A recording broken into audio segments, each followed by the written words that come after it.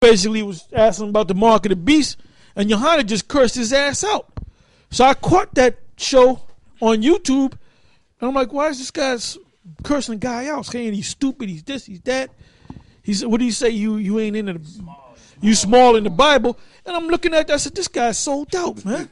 This guy's straight up sold out. So that's when we start. Before that, I figured, well, Johanna's just out there teaching, man. All praises to him. Yeah. You know?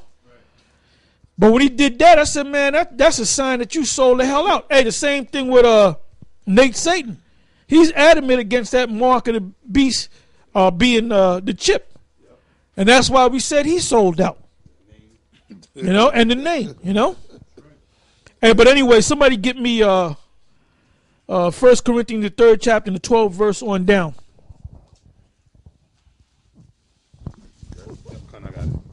First Corinthians chapter 3, verse 12. Now, if any man build upon this foundation gold, silver, precious stones, wood, hay, stubble, every man's work shall be made manifest, for the day shall declare it, because it shall be revealed by fire. And the fire shall try every man's work of what sort it is. What's every man's work? Your fruits. When you go out there and you gather brothers together through your word, you're building up fruit. That's why the Lord said, I believe it's in Matthew 13, some 30-fold, some 60-fold, some 100-fold. Meaning there's certain men that bring in more fruit than other men. Go ahead. Right. It says, if any man's work abide, which he have built thereupon. If your fruit stay, they go out teaching and they keep this word going. Because you had guys that brought in guys that fell out. So you don't have that fruit no more. Yep. Go ahead. It says, he shall receive a reward. Yeah, the man that brought in the fruit, shall receive a reward. If any man's work shall be burned, he shall suffer loss, but he himself shall be saved.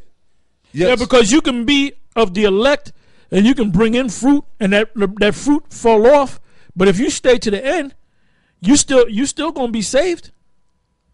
Because it tells you in Ephesians that everything is predestined, man. It's predestined of who's going to be saved and who's not going to be saved. It's predestined who is of the elect and who's not of the elect. You can't make yourself of the elect. You can wear the fanciest garment out there. You can know 1,000,001 scriptures. You know? It don't matter. Matter of fact, get me, what is that, 1 Corinthians 13? About charity. Is that 1 Corinthians 13? All right, started from the top. 1 Corinthians 13:1. Though I speak with the tongues of men and of angels, and have not charity, I am become as sounding brass. Now look up the word charity, brother. Now let's go back to Yashawan.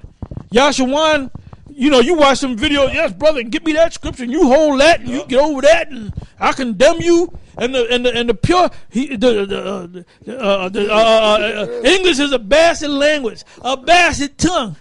The pure language of the earth is the Hebrew. Now give me that scripture. Now you hold that and you get me that, and hold that and give me this. Yeah. That was a damn act.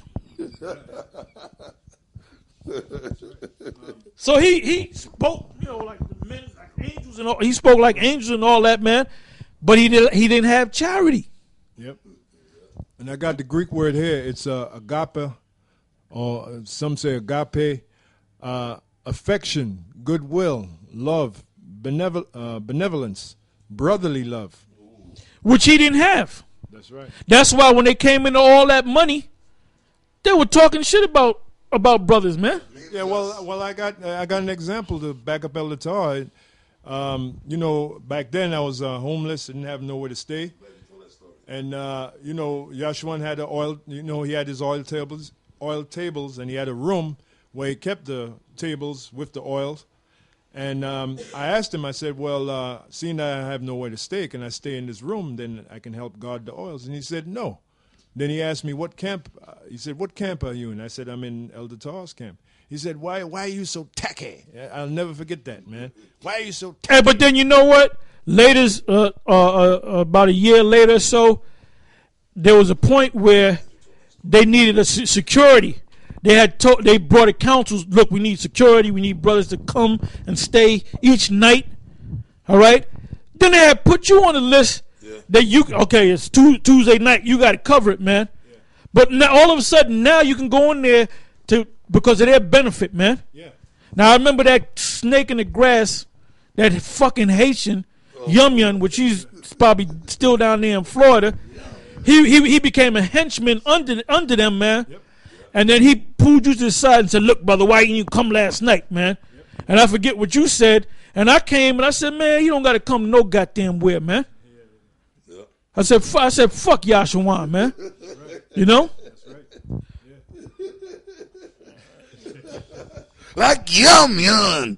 Yeah, fuck you, Yum Yum. The Most High got a special missile for you. And that nigga, man, we married you, nigga. We performed your damn wedding ceremony, Yum Yum. Elder Tahar, Elder Gabar, myself, and Ramlab. And by the way, we do weddings and bar mitzvahs, all right? Okay, if y'all $1,000 a pop. Yeah, man. And Yum Yum, where you at, Yum Yum? Where are you, man?